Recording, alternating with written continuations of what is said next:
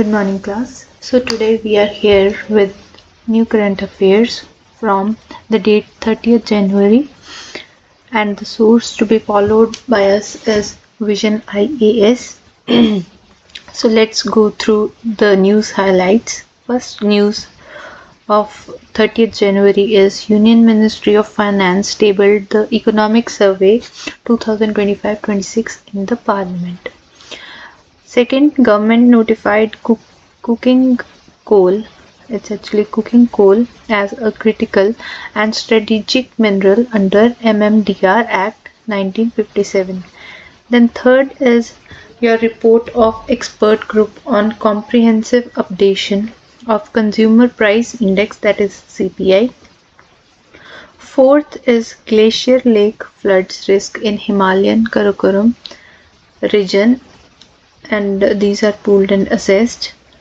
Third, Economic Survey 2025-26 calls for India's transition towards entrepreneurship state. Then it will be followed by some short news. So let's get started to go in details of the news. So the first news here is the Union Ministry of Finance tabled the Economic Survey 2025 and 26 in the Parliament.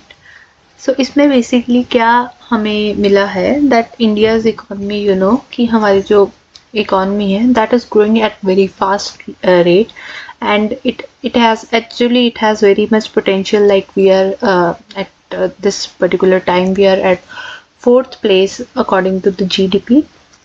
So the economic survey was presented in the Parliament. So Indian economy amidst the uncertain global economic environment shaped by geopolitical tensions, trade disruption, as you see कि जैसे USA वगैरह ने है ना हमारे ऊपर tariffs वगैरह लगाना स्टार्ट कर दिए थे. सो जबकि इतना कुछ टेंशन भरी इन्वायरमेंट है तब भी हमारी जो कंट्री है it is performing so well, मतलब बहुत अच्छा परफॉर्म कर पा रही है, right. So that gives that is a positive point for our country, है ना. तो यही सब जो है ये इस इकोनॉमिक सर्वे 2025 एंड 26 में सामने आया है, and the facts are as below, right. So state of Indian economy जो है it is the fastest growing major economy. First advance estimates place in the year 2026. real GDP आपको पता है there are two types of GDP, that is real and nominal GDP. जो real GDP है basically इसमें क्या करते हैं हम इन्फ्लेशन वगैरह को माइनस या फिर उसको काउंट कर देते हैं, राइट. और जो नॉमिनल जीडीपी होता है उसमें हम इन्फ्लेशन को काउंट नहीं करते, right. So this is the basic difference जो कि आपके स्टैटिक्स में से पूछा जा सकता है in the competitive examination.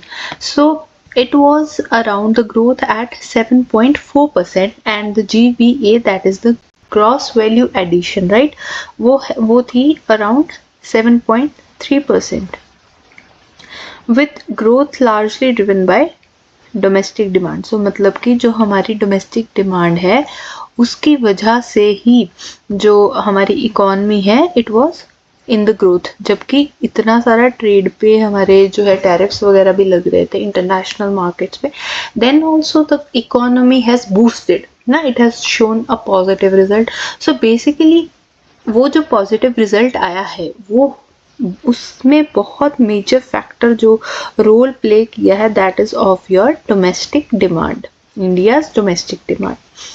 Now growth drivers क्या थे? On supply side, services remain the main growth driver with an estimate of 9.1% growth for the entire fiscal year. While the demand side ये था supply side जो services मिली है, and जो demand side है उसमें क्या है domestic demand जो हमारी घरेलू demands होती हैं या फिर जो हमारी requirements होती हैं वो जो थी वो demand side पे थी, was the main driver with private final consumption expenditure reaching 61.5% of GDP, that is highest since 2012. मतलब कि जो बेस ईयर है 2012 उससे ज़्यादा ग्रोथ देखने को मिली है, कितनी 61.5%. फिर आपकी आ जाती है इन्वेस्टमेंट एक्टिविटी.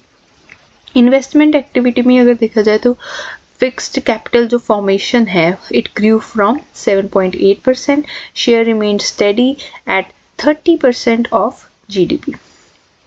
मतलब इसका जो शेयर है बेसिकली इन्वेस्टमेंट वगैरह का वो स्टेडी रहा, मतलब एक जैसा रहा है, राइट। बट जो जीडीपी की ग्रोथ है ना, क्योंकि वो एस्टिमेटेडली कम थी, but then also it has shown very remarkable growth. बहुत अच्छी ग्रोथ हुई है कंट्री की।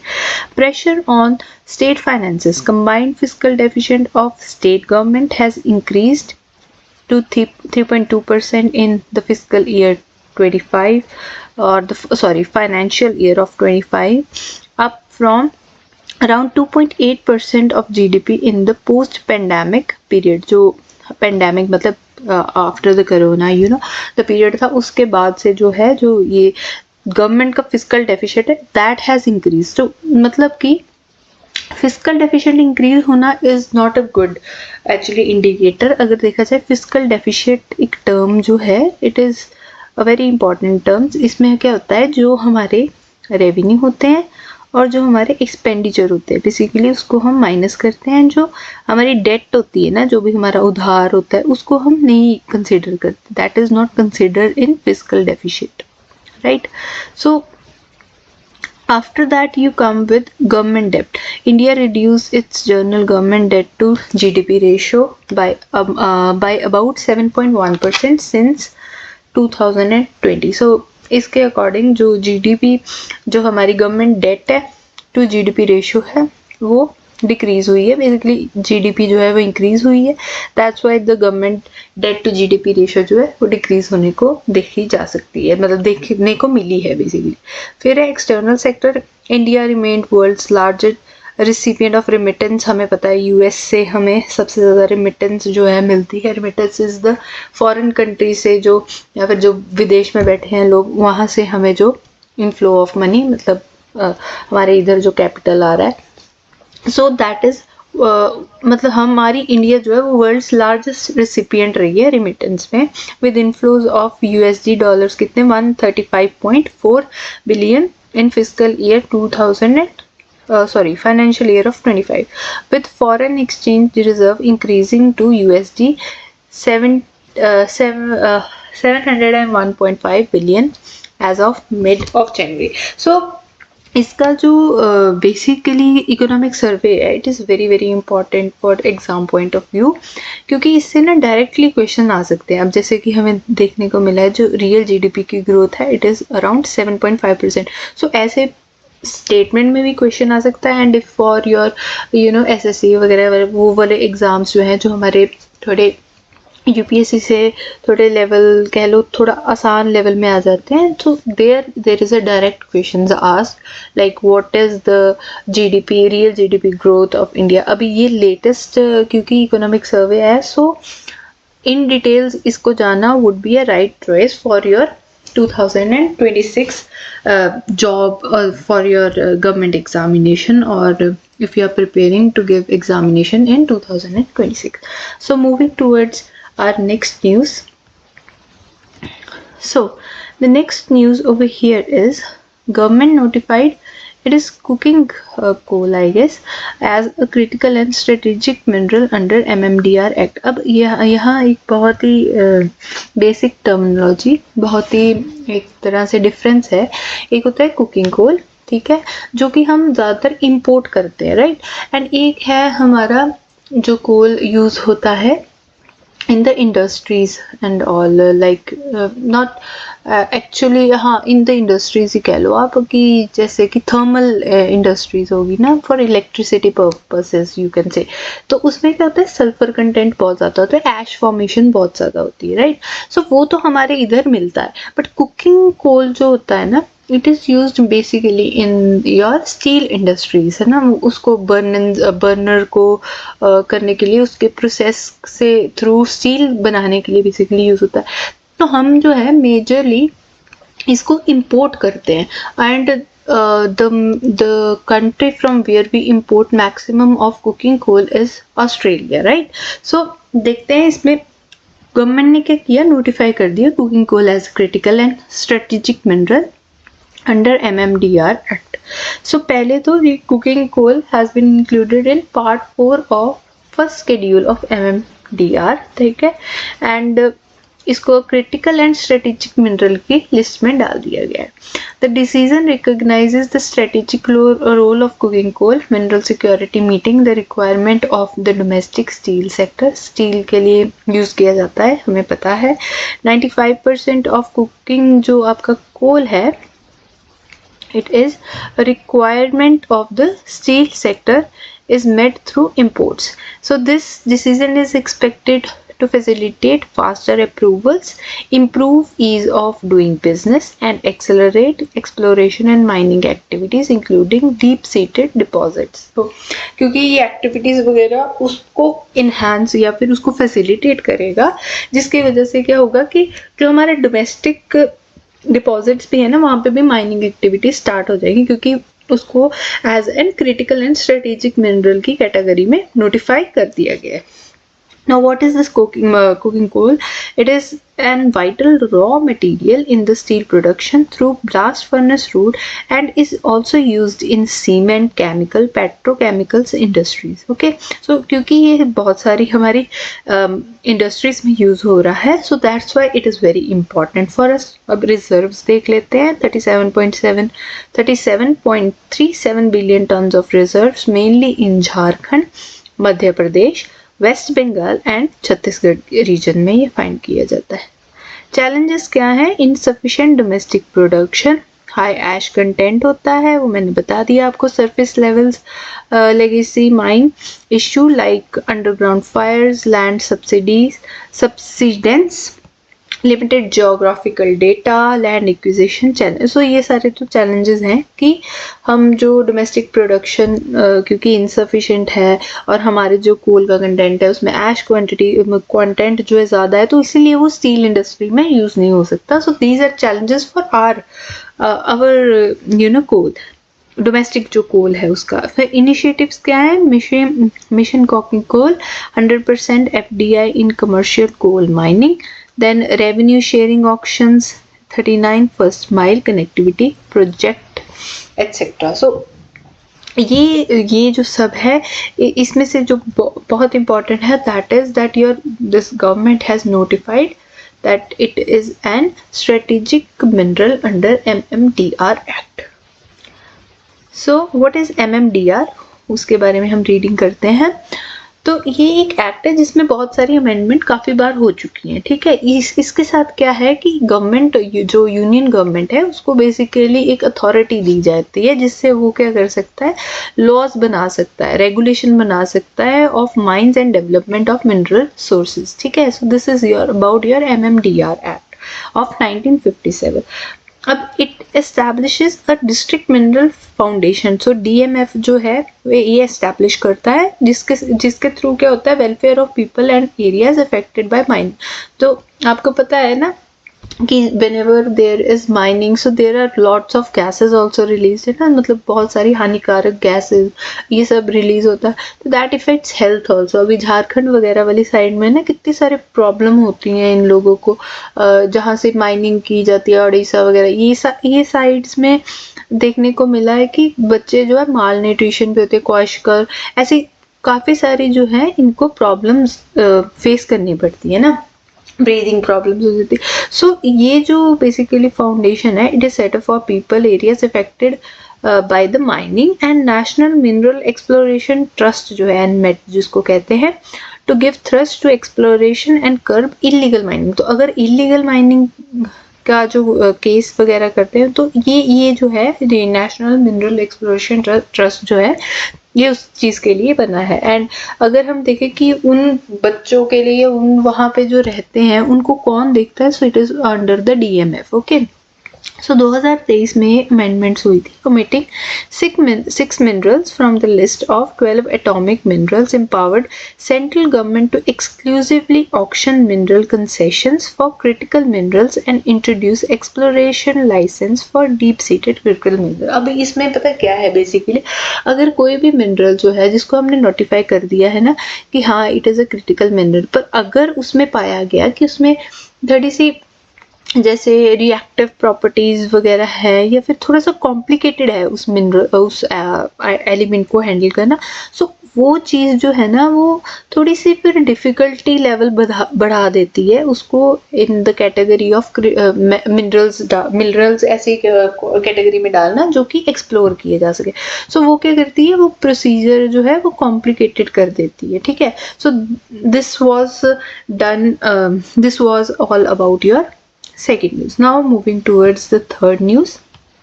थर्ड न्यूज़ है report of expert group on comprehensive updation of CPI, मतलब कंज्यूमर प्राइस इंडेक्स। अब हमें पता है जो इन्फ्लेशन है आरबीआई कंट्रोल करती है थ्रू वेरियस मॉनेटरी पॉलिसीज। अब जो आरबीआई है बेसिकली वो यूज करती है कंज्यूमर प्राइस इंडेक्स कंबाइंड, है ना। तो देखती है कि क्या इन्फ्लेशन है, मतलब कंज्यूमर एंड से देखते हैं ना कि क्या कहाँ कहाँ पैसा जो है वो खर्च हो रहा है, क्या क्या नीड्स है। सो उस अकॉर्डिंग वो सारा प्लान आउट करते हैं कि कैसे चलना है सब कुछ। अभी एक होता है WPI, that is the whole WPI index. हाँ यस, द डब्ल्यूपीआई जो इंडस्ट्रीज वगैरह का होता है, राइट। सो ये दो जो है इंडेक्सेस होते हैं और सीपीआई कंबाइंड जो है उसके बारे में ये रिपोर्ट है अभी, ठीक है। So the expert group constituted by, हाँ ये जो है ministry of statistical and programme implementation, ये बेसिकली तैयार करती है। So base revision of base year जो है इन्होंने मतलब बदल दिया है। पहले जो बेस ईयर होता था वो 2012 होता था, अभी ये बेस ईयर जो न्यू है सीपीआई कंबाइन के लिए वो 2024 हो चुका है, ठीक है। Now CPI track changes over time in general retail prices of baskets of goods and services। हाँ इसमें जो है goods and services दोनों काउंट होते हैं, ठीक है। Purchase by an household for consumption. But जो WPI है ना, क्योंकि वो इंडस्ट्रियल एंड से या मैन्युफैक्चरिंग एंड से, तो उसमें जो है सर्विसेज काउंट नहीं होती। So this is also an question asked by UPSC once it was asked that are services added in your WPI? So services are not added in your WPI. Okay, so services are not added in your WPI, only goods are added। जो services है वो किसके लिए है, सिर्फ और सिर्फ CPI के लिए, सर्विसेज एंड गुड्स, ठीक है। कंपाइलेशन क्या है, it is compiled bye MOSPI every month for rural, urban and combined sectors.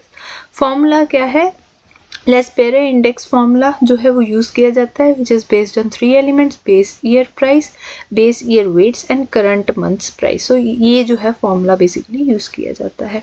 अभी ये जो है it is primary indicator for RBI for formulating monetary policies. वो आपको पता ही है, मॉनेटरी पॉलिसीज जो है उसके काफी इंस्ट्रूमेंट्स हैं जिसको आरबीआई जो है यूज करता है ताकि इन्फ्लेशन वगैरह, महंगाई वगैरह कंट्रोल में रहे। Deflator to adjust nominal GDP to real GDP, indexation of wages or contract and adjusting social security payments etc। अब देखो सीपीआई 2012 और 24 है ना, ये जो अपडेटेड है, ये जो प्रीवियसली था, ठीक है। पहले क्या था, बेस ईयर 2012 था, अब क्या हो गया है 24। अब इसमें number of goods and services जो है इंक्रीज हुई है। पहले लगभग 300 के करीब थी, अभी कितनी हो गई है, 360 के करीब हो चुकी हैं, ठीक है। पहले देखो 2012 में तो ऑनलाइन मार्केट्स नहीं कवर होंगे, अब क्योंकि ऑनलाइन जो है डिजिटल ट्रेंड चल पड़ा है, so 12 online market will be covered in cities with population above 25 lakh। अभी data classification groups and sub groups in line with classification of individual consumption according to purpose and the division group classes and subclasses। चलो इसको you can eliminate, but these three were important। house rent index compilation only urban area जो है वो include किए जाते थे। Employer provided accommodation, urban और rural, अब दोनों के दोनों both excluding employer provided accommodation. Combined index only data dissemination at state.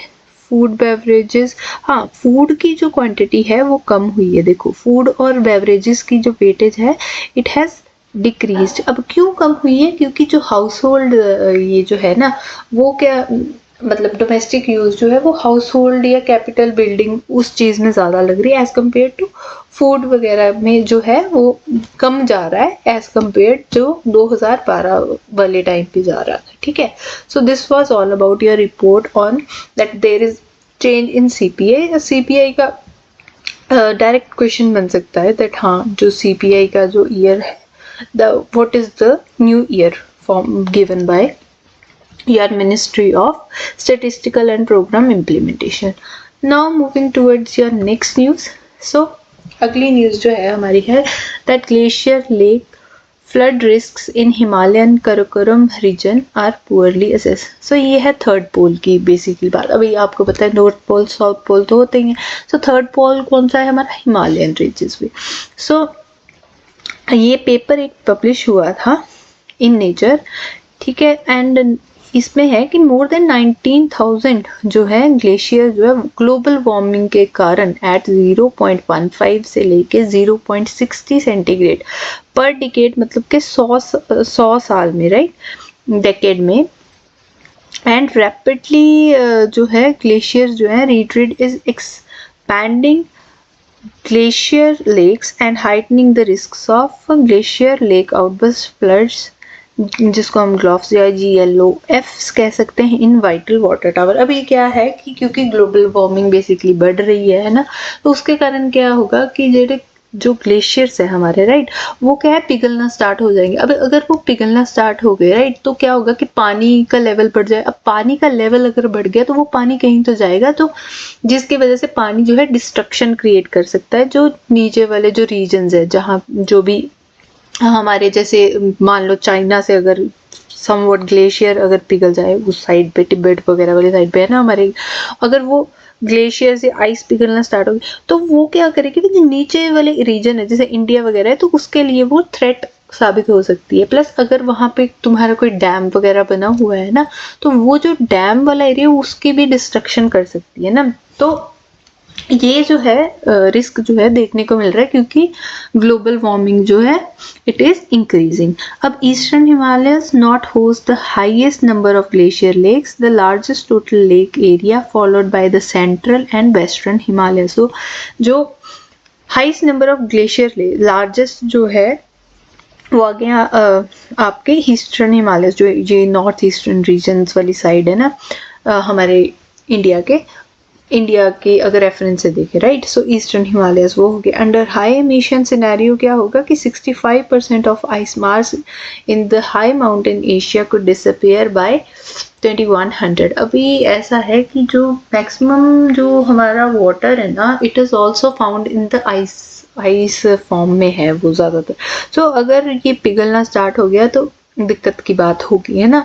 तो glacier lake outburst flood, it is a sudden release of water from a lake fed by a glacier melt that has formed at side, in front, within or the surface of glacier। हाँ, जैसे कि Kedarnath disaster हुआ था और ये जो जिन्सपो है नेपाल में, राइट। तो केदारनाथ डिजास्टर वैसे दो जो वजहें थी उसकी वजह से हुआ था। एक तो क्लाउड बस्ट भी था ना इसमें, फ्लड तो चलो था ही था, पर क्लाउड बस्ट भी एक रीजन था जिसकी वजह से it was very massive kind of destruction.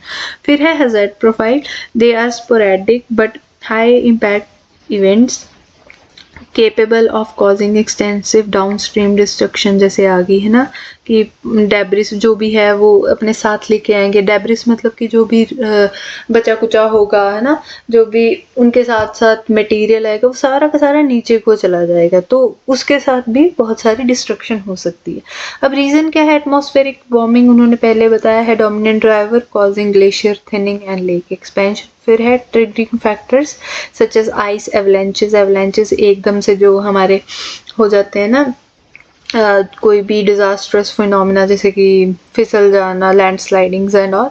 तो extreme weather events such as intense precipitation, mass movement of landfills, permafrost degradation. So impact क्या होगा, पहले तो ह्यूमन एक्सपोजर पे इम्पैक्ट होगा। Approximately 1 million people live within 10 kilometer of glacier lakes in the region who are most vulnerable। तो जो उनके पास है ग्लेशियर के, उनकी लाइफ तो इफेक्ट होगी ना इन चीज़ों से। इकोनॉमिक कॉस्ट जो GLOFs हैं, pose threats to hydro power projects and infrastructure. अब ऑब्वियसली अगर उनके आसपास जो है, अगर मान लो कि डैम्स वगैरह बिल्ड हुए तो उनके इंफ्रास्ट्रक्चर पे तो वो इम्पैक्ट पड़ेगा ही पड़ेगा। Then comes your transboundary risk. अब जैसे अगर GLFO can originate in one country, जैसे कि चाइना और तिब्बत से अगर आ गया, तो वो डाउन स्ट्रीम क्या कर देगा, नेपाल या इंडिया की जो पॉपुलेशन है उसको भी इफेक्ट करेगा। अब पानी ने तो जाना ही है ना कहीं, तो वो ऑब्वियसली डाउनस्ट्रीम आएगा, तो जो नीचे वाले हैं लोग उनको तो इफेक्ट होगा ही होगा। तो इसीलिए it is N the global warming जो है वो एक कंट्री या एक नेशन का इशू नहीं है, it is the global issue.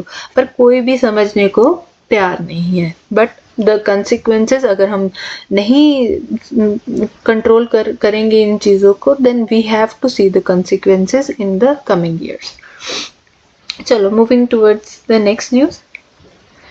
So the economic survey, ये भी है इकोनॉमिक सर्वे के ऊपर, that 2025 and 26 calls for India transition towards the entrepreneur state, you know कि entrepreneurial state क्या होती है। बेसिकली वो स्टेट है जिसमें ज़्यादातर जो है इनोवेटिव आइडियाज़ वगैरह जो अराइज हो, एंड प्लस वो आइडियाज़ ऐसे हों that it can change your economy, you know, profit enhancing economy and startup idea, जैसे startup इंडिया हो गया है ना, ये सभी entrepreneurship के examples है, right? The concept was popularized by Mariana Mazzucato, मतलब she was an हाँ इकोनॉमिस्ट है ना, सो ये इटली से थे बेसिकली। सो इन्होंने जो है कंसेप्ट जो है उसको पॉपुलराइज किया। रिस्क स्ट्रक्चरिंग, हाँ रिस्क लेना तो आपको पता है एंटरप्रेन्योरशिप का एक फंडामेंटली कह लो, that it states it defines a state that act before certainly emerges, proactively structuring risk rather than merely avoiding it। मतलब अवॉइड नहीं कर सकते, you have to take the risk, है ना। अगर एंटरप्रेन्योर बनना है तो अगर आपकी जेब में कुछ नहीं भी है, then also you have to think that everything is going to work positively and you have to go for a business and everything, you know, you need to do for making your bread and butter. So this is a risk taking structuring. Then comes your institutional learning. It involves moving from compliance to capability, where the state learns to fail and corrects course rapidly without policy paralyzing. Example Republic of Korea। मतलब कि risk taking ही है सारा कुछ, कि failure से जो है सीखने को मिल रहा है, पर जो पॉलिसी है वो पैरालाइज नहीं हो रही है आपकी स्टेट की। Features of bureaucracy, outcome oriented bureaucracy, failure tolerance with learning आ गया, फिर credibility, withdrawal of support. okay, so what it is not, it does not mean commercialization of a state such as state capitalism, nor does it suggest privileging the private interests. It aims to empower the state to act as a strategic partner in the private sector innovation। मतलब basically जो आपका entrepreneurship है, it is about your innovation thinking, right? So moving towards okay, so नहीं ये है भी। सो ये क्या है, why is entrepreneurship governance tough. अब क्यों होती है ये tough? First is asymmetric incentives है, culture of risk aversion, risk तो है, leads to problems in current bureaucratic systems, ठीक है। देन रेट्रोस्पेक्टिव स्क्रूटनी जो है, conflation of honest error with malfeasance by oversight bodies, then estimation of failure, standardization of metrics, then democratic system। so basically ये जो है इसमें दिया गया है कि इंडिया की जो ट्रांजिशन है टुवर्ड्स द एंटरप्रेन्योरशिप स्टेट जो है, एक तरह से इनका ये टारगेट है हमारी कंट्री का, दैट इनोवेशन जो है उसको बढ़ावा दिया जाना चाहिए। But it is not a smooth way, क्योंकि यहाँ पे रिस्क भी है and you have to think a lot, and अपने फेलियर से जो है सीखने को भी मिलेगा। So this all was about it. Now we come to news in short. So पहले है जो आपका world nuclear outlook report. So world nuclear association ने रिलीज करी है इसको, एंड जो सर्ज है वो देखा गया है, जो न्यूक्लियर पावर की कैपेसिटी है वो 1446 गीगावाट ई, मतलब कि जो इलेक्ट्रिसिटी है बाय 2050 तक surpassing the 1200 gigawatt E target. हाँ, जो 1200 गीगावाट का टारगेट था वो हमने ऑलरेडी हमने नहीं, एक्चुअली इंडिया ने अकेले नहीं, it is a very huge amount of electricity that is made from your nuclear power, clean energy. So it is whole globally जो है ग्लोबल टारगेट था, सो हम ऑलरेडी इसको सरपास कर चुके हैं, establish under the declaration of triple nuclear energy. So declaration was launched in COP28 meeting in Dubai 2023. 5 countries, China, France, India, Russia and US could account for 980 gigawatts of global capacity in 2050. It recommended integrating nuclear energy in long-term decarbonization. आपको पता है decarbonization हमने कल भी पढ़ा था 23 जनवरी वाली में। तो decarbonization मतलब कार्बन की मात्रा को कम करना हमारे जो इंडस्ट्रीज हैं, and energy security planning and reform electricity market to ensure equitable treatment to nuclear energy. So basically nuclear energy को boost up क्योंकि clean energy का concept है, right? फिर आ जाता है आपका Meghalaya's living root bridge titled as Jinking Jiri or Luchrai, I don't know the pronunciation of it as it is different language kind of. I think Nepal या China वाली side होगा ये यूज। चलो, cultural landscape to UNESCO for world heritage status. अब आपको पता है जो मेघालय वाली रीजन है ना, वहाँ पे जो अपने ये लिविंग जो है ब्रिजेस का बहुत एक ये कल्चर कह सकते हो आप, ये तो बेसिकली अभी रूट्स होती हैं और they just use the tree to make bridge over it, मतलब कि लिविंग ब्रिज है ना, तो it is very unique kind of feature. तो यूनेस्को ने इसको क्या किया है, नॉमिनेशन जो है उसकी जो वर्ल्ड हेरिटेज स्टेटस में अप्रूव नहीं सबमिट की है ये अभी, तो इंडिया ने उसकी नॉमिनेशन टू द यूनेस्को।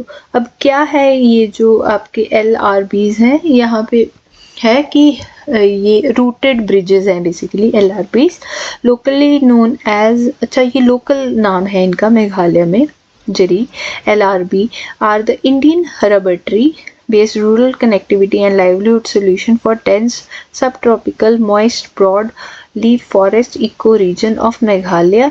अब यहाँ की जो ट्राइब है, खासी ट्राइब बेसिकली वो ये बनाती है ना, so include bridges, ladders and steps जो कि लिविंग स्ट्रक्चर से बनती हैं, ठीक है, which providing reliable mode of transport, platform, towers, erosion and landslide prevention structure. very good technique, क्योंकि इससे क्या होगा कि एक तो आपका काम हो रहा है, ब्रिज बन रहे हैं, so you are getting your facility to go here and there, plus जो नेचर है उसके साथ भी कंजर्वेशन हो रही है कि नेचर जो है वो डिस्ट्रॉय नहीं हो रहा आपका।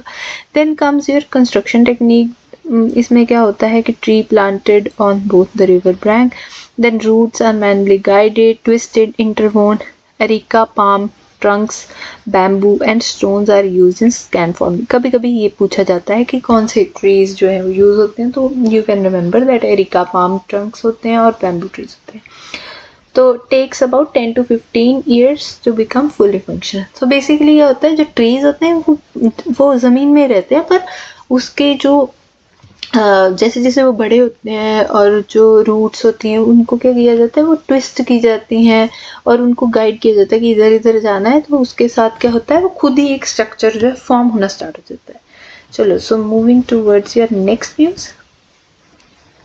ओके, सो डस्ट स्टॉर्म्स के ऊपर न्यूज है ये, देखो अब study reveals that powerful dust storms basically जो होती हैं, डस्ट स्टॉर्म क्या होती है, स्ट्रॉन्ग विंड्स जो होती हैं वो आती है ना जब एरिड रीजन्स, ये जो डेजर्ट वाले रीजन्स है ना, जो वहाँ से जो है वो मिट्टी आती है इकट्ठी, तो उसके साथ क्या होता है बहुत सारे पैथोजेंस वगैरह, मतलब कि बैक्टीरियाज, ये सारी वायरल इन्फेक्शंस जो करते हैं वो भी आती हैं। तो ये क्या कह रहे हैं कि जो dust storm from western India can travel hundreds of kilometers, finally settling to Himalayan hilltop, carrying airborne bacteria, including pathogens that affect human health. So, ऐसे जीव होते हैं जो क्या करते हैं कि हमारी जो हेल्थ है या हमारी स्वास्थ्य को बेसिकली इफेक्ट करते हैं। सो winds carry pathogen laden dust across Indo-Gangetic plains, mixing them locally uplifted pollution to alter high altitude microbial ecosystem. Obviously जो है हमारी हेल्थ के साथ फिर वो हमारी हेल्थ के लिए रिस्क बन जाता है। सो डस्ट स्टॉर्म इसीलिए इम्पोर्टेंट है या न्यूज़ में है, ठीक है।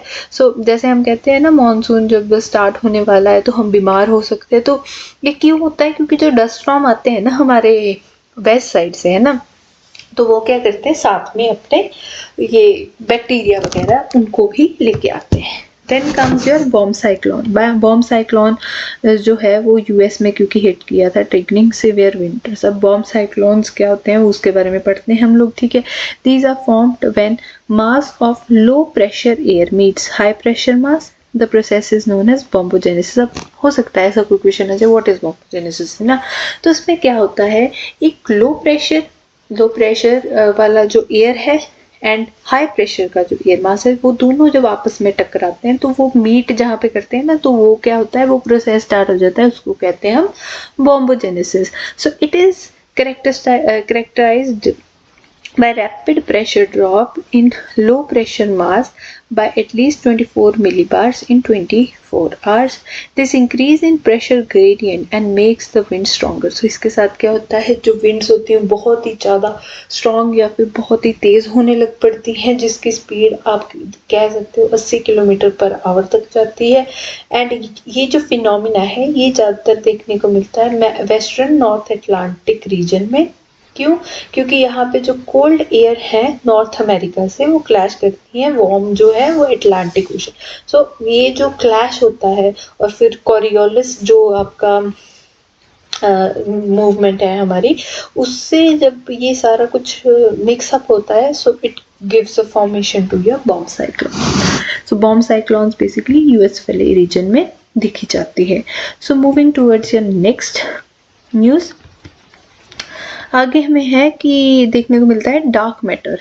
अब डार्क मैटर, ठीक है, so it is an hypothesized form of matter that is invisible। हाँ, इसको देख नहीं सकते। अब हमें जो बेसिकली दिखता है ना हमारे ब्रह्मांड में, it is only some percent, बहुत कम परसेंट है, और जो नहीं दिखता that is the invisible kind of चीज, जिसको हम डार्क एनर्जी कहते हैं, that is more in comparison.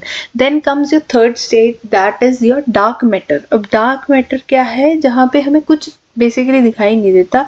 And ये जो है ये मतलब बहुत ही देर बाद इसकी जो डिस्कवरी हुई है, ये एक हाइपोथेटिकल है, is invisible but is inferred to exist based on the gravitational effects on ordinary matter like star planets moons. मतलब कहते हैं कि जो हमारा ब्रह्मांड है उसमें जितने भी मून प्लैनेट या स्टार है ना, वो एक दूसरे से डार्क मैटर की वजह से ही जुड़े हुए हैं। It does not emit, absorb or reflect light, barely intersects with normal matter. Composition of universe, normal और visible matter। हाँ, ये आपका आ गया डार्क मैटर और ये डार्क एनर्जी। ये डार्क एनर्जी सबसे ज़्यादा, ये भी नहीं हमें दिखती, सिर्फ विजिबल मैटर जो 5% है ना, जो हमें दिख पा रहा है या विजिबल रेंज में हमारी, that is known as your, वो विजिबल जो है वो हम देख पा रहे हैं, तो हम फील करते हैं कि सिर्फ वही यूनिवर्स है।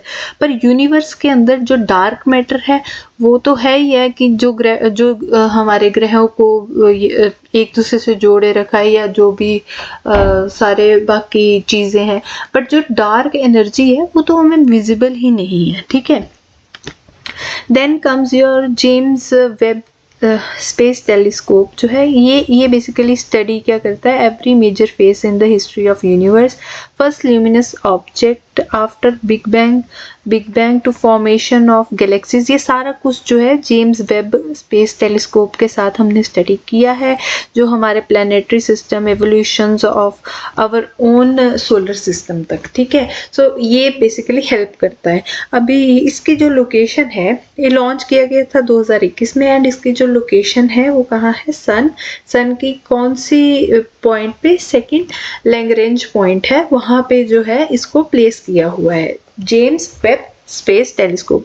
This is also asked in UPSC and other examination about the James Webb Space Telescope. So it is also a question, carrying kind of your MCQ can be made from here as well. Now India submits okay, this is actually done, it is repeated, so okay, fine. Okay, so let's go to the rare blood red aureole activity जो aurora हमारा form होता है basically उसके बारे में है ये। This is the Henle dark sky reserve जो आपको पता है लद्दाख में है and it is the first dark sky reserve. अभी वहाँ पे क्यों है, क्योंकि वहाँ पे ना the sky is very very clear, तो अगर आपने एटमॉस्फेरिक फिनोमिना देखने हैं तो वहाँ पे देखे जा सकते हैं। एंड लोकेशन कहाँ है ये, Changthang wildlife century.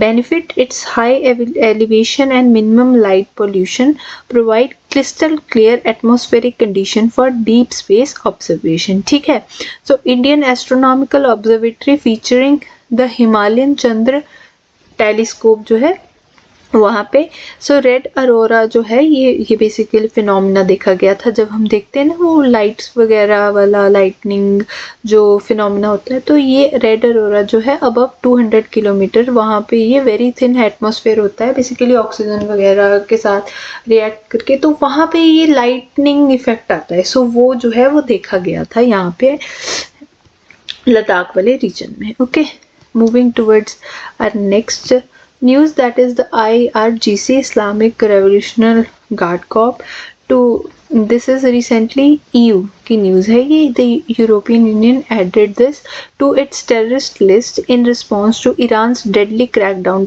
on the protesters।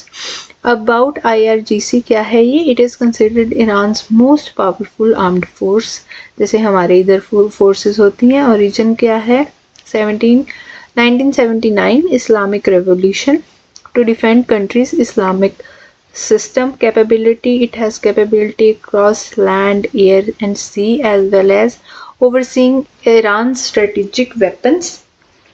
It also controls the paramilitary Basij resistance force inside Iran. It operates independently of Iran's regular military and is accountable directly to the supreme leader of Iran. So जो regular military है उससे independently ये काम करती है। Moving towards next news. Okay, so जो next news है basically वो है पैमाना के लिए। Recently a new web-based portal named as Paimana has been operationalized। About Paimana क्या है, project assessment, infrastructure monitoring and analytics for nation building। Paimana is a web-based portal operationalized by MOSPI ने ये चलाया है पोर्टल। ये आपके लिए important हो जाता है। It replaces OCMS 2006 for monitoring central sector infrastructure projects worth 150 crore and above. तो ये जो प्रोजेक्ट है 150 करोड़ या उससे ऊपर वाले ये कौन हैंडल करेगा, अब पैमाना वेब जो है उसको पैमाना वेब पोर्टल जो है हैंडल करेगा। Based on principle of one data one entry integrated with DPIIT's integrated project monitoring portal enables automatic data flow, functions a centralized nation repository with advanced analytic dashboard rules, reporting query modules and data gap identification। तो पैमाना you should remember कि हाँ ये एक project assessment है ये non nation building के लिए, ठीक है। एंड इसने किसको रिप्लेस किया, UCMC। तो जो प्रोजेक्ट 150 करोड़ के ऊपर वाले हैं वो बेसिकली इसमें जाएंगे, right. So this is a web portal introduced by MOSPI। Next come your Kalbelia. अच्छा, ये कम्युनिटी है राजस्थान की, बेसिकली स्नेक्स वगैरह के साथ इनका जो है वो संबंध है एक तरह से। NHRC जो है नेशनल ह्यूमन जो हमारा कमीशन है, राइट, ह्यूमन रिसोर्स कमीशन। सो ये देखता है, इसने क्या करा है, इसने नोटिस इशू करा है कैलबेलिया कम्युनिटी के लिए। ये इनको ना एक्चुअली जो इनकी बरोयल सिस्टम होता है ना तो उसके लिए लैंड नहीं मिल रहा था, तो इसीलिए ये प्रोटेस्ट वगैरह हुए हैं। सो इनके बारे में पढ़ लेते हैं। नोमैडिक ट्राइब है, Thar desert Rajasthan, mainly Pali, Ajmer, Udaipur. Traditional known as snake charmers. Following the ban on snake catching they transition in performing arts. Snake catching को जब से बंद करा तो इन्होंने क्या किया, परफॉर्मिंग आर्ट्स वगैरह परफॉर्म करने स्टार्ट कर दिया। अभी इनके यहाँ पे एक डांस होता है, कबीला डांस कहते हैं उसको, ठीक है, वो यूनेस्को की लिस्ट में इंटेंजिबल कल्चरल हेरिटेज में उसको एडिशन दी हुई है। तो क्या होता है, जो फीमेल्स वो डांस करती हैं एंड जो मेल होते हैं बेसिकली वो बजाते हैं ये बीन जैसे हम कहते हैं ना, वो उसको डफली हो गया, कंजारी होता, ये सारा कुछ जो है बेसिकली इनका है कैलबेलिया community. Okay, so next okay, so it was end of your news of today. अब हम follow कर रहे हैं with some MCQ. So ये कुछ MCQs हैं related to the content which we have read today. So ये आप सब comment section में बता सकते हैं हमें that what are your answers regarding, and any kind of suggestions if you want to give to our channel. And thank you so much, and the PDF would be provided in the link below. Keep supporting and keep it studying and be determined towards your goal. Thank you so much.